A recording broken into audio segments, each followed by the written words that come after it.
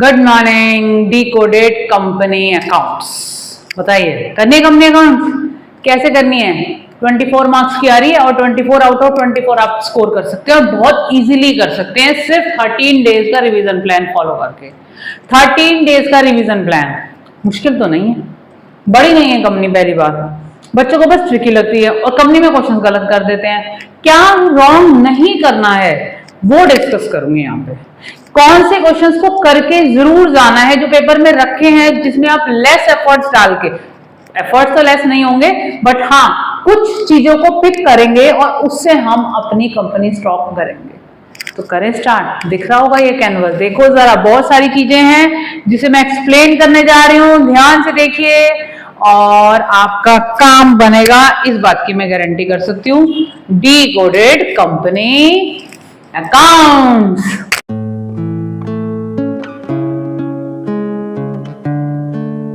हमारे को करना क्या है, पहली चीज जो कंपनी अकाउंट्स आपकी आ रही है, ये देखिए कंपनी अकाउंट्स में आपका है इशू ऑफ शेयर्स और issue of debentures. Issue of shares और इशू ऑफ डिबेंचर्स में अगर आप अपनी बुक देखते हैं तो 76 न्यूमेरिकल आपको यहां करने को मिलते हैं और 54 न्यूमेरिकल आपको यहां करने को मिलते हैं। ये एक्सरसाइज का कंटेंट है, ठीक है। तो टोटल इन ऑल 130 न्यूमेरिकल्स आपके हैं। पार्टनरशिप में आपके काफी हो जाते हैं क्योंकि वो बड़ी है, बट यहाँ 130 न्यूमेरिकल्स आपके टोटल इन ऑल है।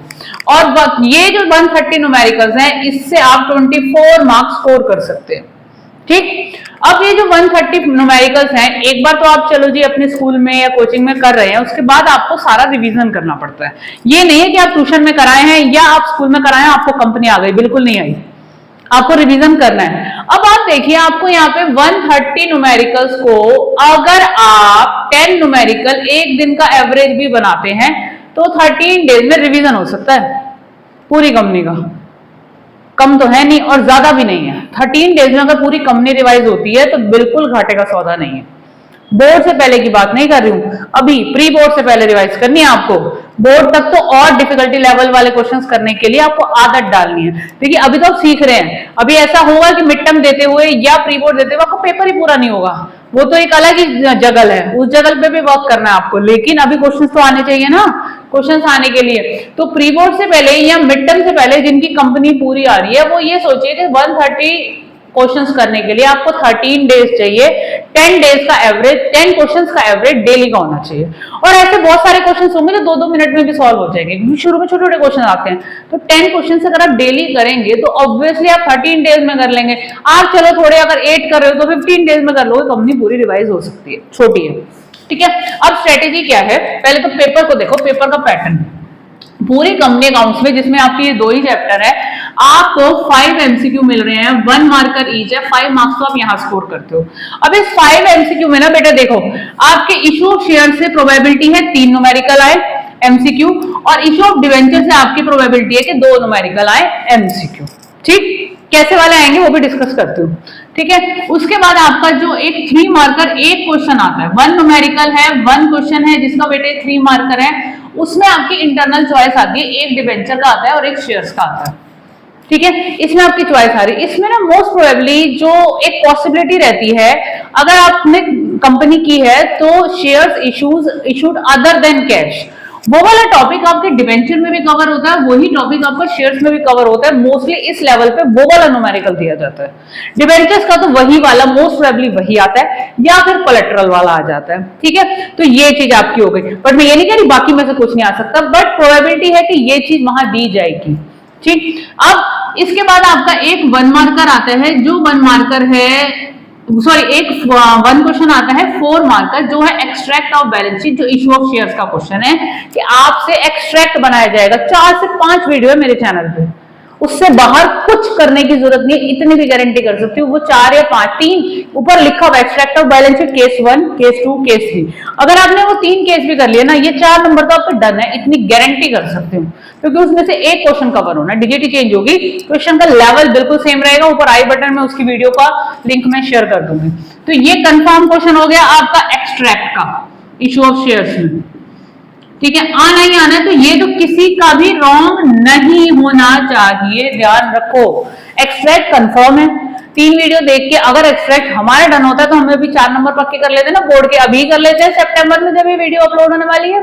ठीक है जी। इसके बाद आपके आने हैं 6 मार्कर क्वेश्चंस। 6 मार्कर 2 आते हैं जिसमें एक में इंटरनल चॉइस है शेयर्स वर्सेस शेयर्स। ठीक है, ये आता है प्रॉपर बड़े वाला क्वेश्चन जिसमें आपको नॉर्मल इश्यूज की एंट्री करनी है, जिसमें call in arrear call in advance पक्का कवर होगा, जिसमें आपका फॉरफीचर कवर होगा, री इशू कवर होगा, और वो भी आपका प्रोराटा के साथ आएगा, और प्रोराटा में भी अप्लाइड अलॉटेड वाला कॉन्सेप्ट आएगा, यानी पूरा बल्कि वाला क्वेश्चन आएगा। अब यहाँ पर आपके पास चॉइस होती है और सेम लेवल के क्वेश्चंस बस 2 तरीके से होते हैं। आप दोनों क्वेश्चन को रीड करना, आपको जोन सा दोनों में से इजी लगे आपको वो अटेम्प्ट करना है। ठीक है, इसके अलावा एक 6 मार्कर आपका डिबेंचर से आएगा। अब मैं एक बात बोलूंगी, डिबेंचर ना 54 क्वेश्चंस है नियर अबाउट, और एज कंपेयर टू शेयर्स ज्यादा इजी है। और जहां पर आपके चॉइस आ रही है डिबेंचर वर्सेस शेयर्स में, तो वहां प्रोबेबिलिटी है डिबेंचर तो हमेशा इजी ही रहता है, तो डिबेंचर अटेम्प्ट करना चाहिए। बट अगर आपको शेयर पे श्योरिटी है, वो तो आपको एक बोर्ड में ही देखना है कि आपका कौन सा क्वेश्चन अच्छा तैयार है, आप उसी को अटेम्प्ट करेंगे। बट बच्चे डिबेंचर वाला ज्यादा अटेम्प्ट करते हैं और वो ही स्कोरिंग भी है। डिबेंचर छोटा चैप्टर है, कम काम करके कम एफर्ट्स के साथ स्कोर किया जा सकता है। तो अगर हम ऑन एन एवरेज लें तो आपका इशू ऑफ शेयर्स का एक आपका क्वेश्चन यहाँ आ गया। ये जो आपका 3 मार्कर क्वेश्चन है ये आपका इसके साथ इंटरनल चॉइस में आ रहा है। यहाँ आपका इंडिविजुअल डिबेंचर का क्वेश्चन है। तो आप देखिए ये पूरा का पूरा आपका फॉर्मेट है। तो स्कोर करना कंपनी अकाउंट्स बिल्कुल भी डिफिकल्ट नहीं है, बस आपको एफर्ट्स डालने हैं। आपको प्रो राटा क्लियर होना चाहिए, आपको फॉरफीचर स्ट्रांगली क्लियर होना चाहिए। कभी कभी ऐसा भी होता है कि ये जो शेयर का क्वेश्चन आ रहा है ना, यहाँ पे सिर्फ फॉरफीचर वाला पोर्शन ही करवा लेते हैं। फॉरफीचर वाले पोर्शन में क्या करवा लेते हैं, फॉरफीचर कराया, फिर आपका फॉरफीचर से आपने कैपिटल रिजर्व में ट्रांसफर किया और फिर शेयर्स कुछ रीइशू हो रहे हैं, वो तीनों 3 एंट्री का बंच होता है। वो वाली चीज वो 6 मार्कर में भी बोर्ड दे देता है। अब जैसे आपका शेयर वर्सेस शेयर्स है, ठीक है, इसमें क्या करेगा, एक क्वेश्चन तो लॉन्ग देगा जिसमें सारा काम होगा, और उसके साथ चॉइस में ना 1 2 3 ऑप्शन दे देगा जिसमें फॉरफिटेड शेयर्स वाले कॉन्सेप्ट्स होंगे। तीनों में थोड़े से ट्विस्टेड होंगे, लेकिन एक बात ध्यान रखना, अगर ये इस तरीके से 8BC 3 पोर्शन में क्वेश्चन आ रहा है, ये अटेम्प्ट करना चाहिए क्योंकि ये स्कोरिंग रहता है। ये आपने ठीक कर दिया आपको 2 नंबर मिल गए, ये आपने ठीक कर दिया आपको 2 और 2 4 मिल गए। ये वाला बेशक आपका अगर गलत हो गया तो 4 तो मिलेंगे। जब पूरा एक लॉन्ग होता है ना, उसमें अगर आप स्टार्टिंग में ही प्रोराटा गलत कर देते हैं तो आगे आपकी मिस्टेक्स के चांसेस, मतलब आगे क्वेश्चन ज्यादा गलत होने के चांसेस होते हैं।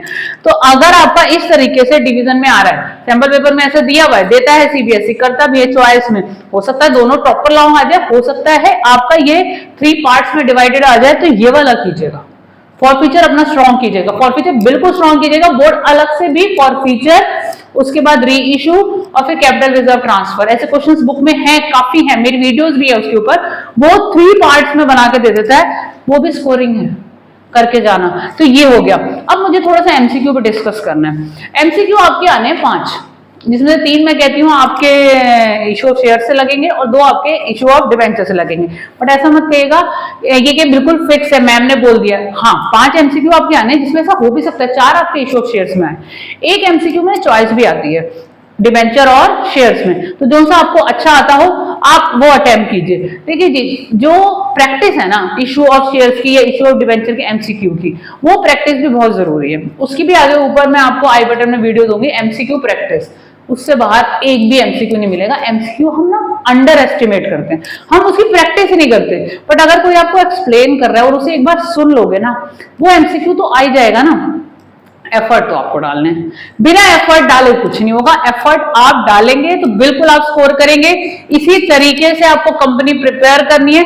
स्ट्रेटेजी को फॉलो कीजिए। क्या स्ट्रेटेजी है, बोर्ड कैसे क्वेश्चन देता है, हमें उनको तैयार करके जाना है और 24 आउट ऑफ 24 हमें यहाँ स्कोर करने हैं। ये आपके 24 आउट ऑफ 24 स्कोर करने की स्ट्रेटेजी है, जिसको आपको फॉलो करना है और लाने ही लाने। पार्टनरशिप में गलती होती है बेटा, उसमें हो जाती है, ना चाह के भी हम उसमें गलती कर देते हैं। यहाँ बहुत चांसेस है कि आप पूरा ठीक कर दे, बहुत बच्चे कंपनी पूरी ठीक कर देते हैं, इतना ध्यान रखिएगा। 3rd बुक पे भी आ रही हूँ, उसको भी डिस्कस करूंगी, उसको भी डिकोड करूंगी। आई थिंक ये वीडियो काम की है, तो like share and comment. All the best.